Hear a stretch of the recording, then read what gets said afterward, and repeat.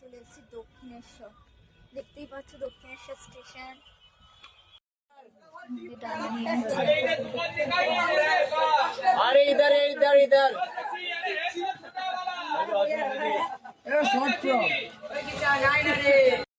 একটু ডালা নিয়ে নিয়েছি।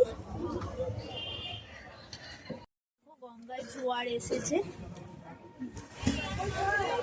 ওই দেখো সবাই স্নান করছে। ওই দেখো দূরে লঞ্চ, ওই দেখো।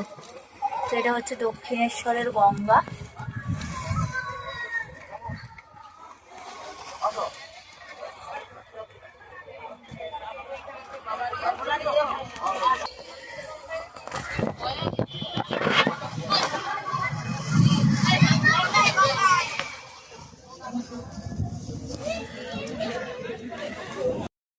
দেখতে মাকে দর্শন করতে, আর এখানে পঞ্চবটির এখানে আমরা বসে আছি। দেখো এখন কি অবস্থা জায়গাটা।